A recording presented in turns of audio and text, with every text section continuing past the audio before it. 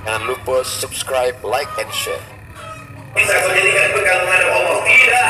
Sebagiannya sudah diambil oleh tatapan mataku melihat berapa subscriber, follower, dan viewer. Pemohon mungkin habis amal yang sudah ria. Satu-satunya yang akan dijadikan bekal menghadap Rasulullah hanyalah aku pernah mencintai keturunan Rasulullah. Aku pernah mencintai ibunya. Allah ala Nabi.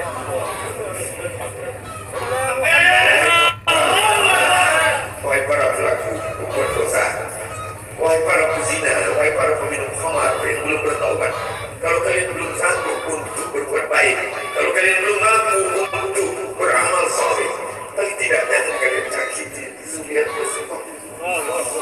Jangan kalian keluarkan kata-kata, jangan keluarkan kata-kata fitnah. Bagaimana kalian akan menghadap Rasul? Bagaimana kalian akan menghadap Rasulullah? Pada saat itu seluruh umat berkumpul menghadap Nabi Adam alaihissalam. Kami tidak sanggup berdiri di padang mahsyar ini, wahai Adam. Menghadaplah kepada Allah. Kata Adam, aku tidak sanggup menghadap Allah. Karena dulu Allah berkata, la taqrabu hadhihi syajarah. Jangan kau dekati pohon kulbi ini, tapi aku malah memakannya, ya Allah. Mereka datang menghadap Nabi Nuh alaihissalam. Kata Nabi Nuh, aku tak sanggup menghadap Allah. Karena anakku durhaka. Sa'awi ila jabalin ya'simuni minal ma'. Aku akan naik ke atas bahtera perahu yang bisa menyelamatkan aku dari air. Aku tak sanggup menghadap Allah, kata Nabi Nuh alaihissalam. Mereka menghadap kepada Nabi Musa. Aku tak mampu, kata Nabi Musa. Mereka menghadap kepada Nabi Isa. Aku pun mampu kepada Allah. Karena aku mereka jadikan sembahan di atas muka bumi Allah. Mereka hanya mampu menghadap Sayyidina Maulana Muhammad sallallahu alaihi wasallam. Wahai para pezina, wahai para pelaku dosa, kalau kalian belum mampu beramal soleh, belum mampu bertaubat, paling tidak jangan kalian zina zuriat Rasulullah SAW. Bagaimana kalian akan menghadap Rasulullah? Pada saat itu tak ada syafaat. Man alladhi syuhidahu illa bi'idhnih. Tak ada satu pun yang bisa memberikan syafaat kecuali Sayyidina wa Maulana Muhammad sallallahu alaihi wasallam. Wahai para pemimpin, yang hari ini kau dititipkan amanah kekuasaan.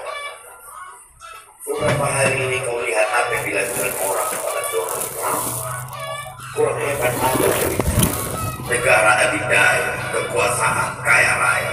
Tapi ketika kekuasaan itu diambil oleh Joe Biden, kita pun malu melihat video ejekan-ejekan itu. Kalau hari ini kau punya kekuasaan, saudara, sampai masanya kau juga akan mengalami seperti yang dialami oleh Trump. Jabatan itu cabut Allah Ta'ala.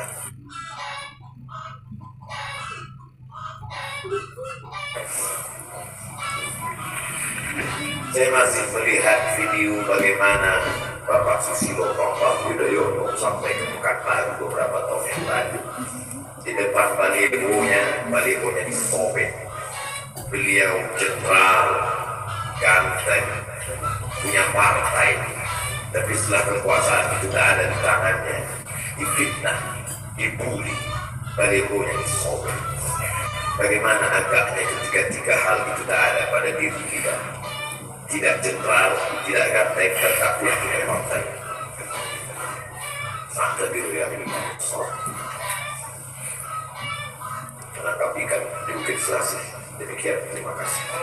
Assalamualaikum warahmatullahi wabarakatuh.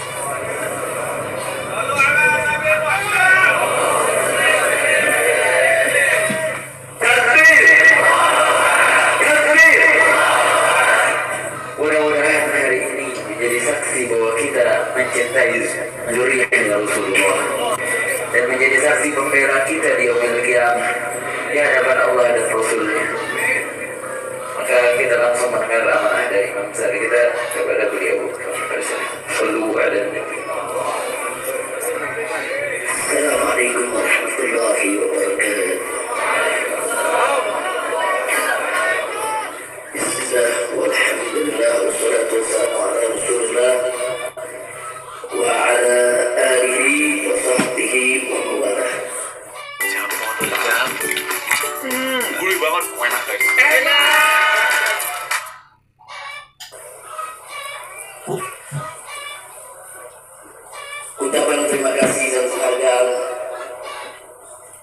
yang ingin saya sampaikan secara khusus kepada segenap pengurus Dewan Pimpinan Pusat Front Pembela Islam yang alhamdulillah pada kesempatan ini Ketua Majelis Syuro DPP FPI hadir bersama kita, Muhtaram Mukarram Kiai Haji Maulana Kamal Yusuf, orang tua kita semua. Begitu juga Ketua Umum Dewan Tanfidhi DPP FPI Muhtaram Mukarram Kiai Haji Ahmad Sobri Lubis, dan seluruh jajaran pengurus DPP yang selama ini luar biasa. Selama keberadaan saya di kota suci Makkah, mereka terus berjuang, terus bekerja tanpa kenal lelah, dan semua urusan keorganisasian berjalan dengan sangat-sangat baik. Semoga Allah Subhanahu wa Ta'ala memberikan ganjaran yang berlipat ganda. Kemudian selanjutnya juga secara khusus dan istimewa, ucapan terima kasih, apresiasi yang tinggi saya ingin sampaikan kepada segenap keluarga besar Markas Syariat. Itu semua para pengurus Yayasan Pondok Pesantren Agrokultural Markas Syariat Mega Mendung Bogor ini, baik dewan gurunya maupun para pegawai yang lainnya, begitu juga para santri dan para wali santrinya. Walaupun saya tidak ada di tanah air, tapi semua kegiatan belajar mengajar yang ada di pondok pesantren ini berjalan dengan sangat bagus, sangat baik, bahkan lebih baik pada saat saya berada di sini. Jadi artinya terus setiap bulan ada kemajuan, ada peningkatan, ada peningkatan dari semua sisi, baik itu dari segi kurikulumnya, kemudian dari segi kegiatannya, dari segi kedisiplinan ketertibannya. Jazakumullahu khairal jaza. Mudah-mudahan Allah memberikan balasan yang berlipat ganda.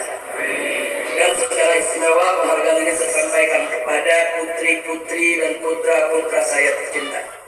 Putri-putri saya yang terus bekerja keras bersama suami-suami mereka untuk menjaga pondok pesantren ini, mengelola pondok pesantren ini.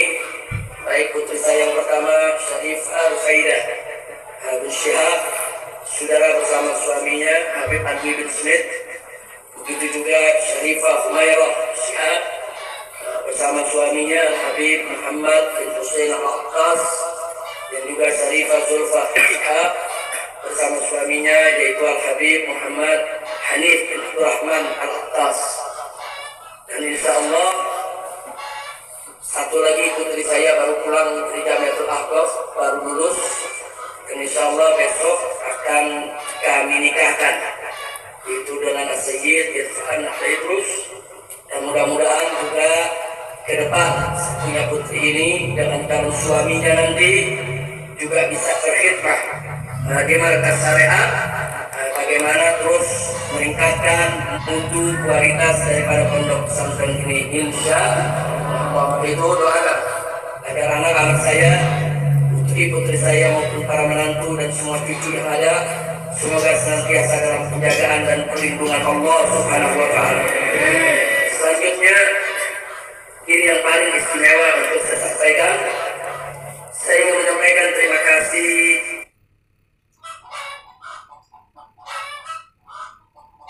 apresiasi yang tinggi kepada para habaib, para ulama, para kiai yang saya tahu betul, walaupun saya ada di kota suci Makkah, tapi mereka tidak pernah putus terus mendoakan saya di masjid-masjid, di majelis-majelis taklim, di pondok-pondok pesantren. Saking banyaknya tidak mungkin saya sebutkan satu persatu. Jadi luar biasa. Bahkan saudara, kalau tanpa doa-doa tersebut mungkin saya sudah tumbang dalam perjuangan. Kalau tanpa doa-doa tersebut mungkin saya sudah sampai titik jenuh atau mungkin putus asa dalam perjuangan saudara, karena begitu dahsyat dan hebatnya segala tantangan yang kita hadapi. Tapi berkat doa para ulama, para habaib, para santri di masjid, di pondok pesantren, di mana-mana saya sampai itu semua beritanya saudara. Doa-doa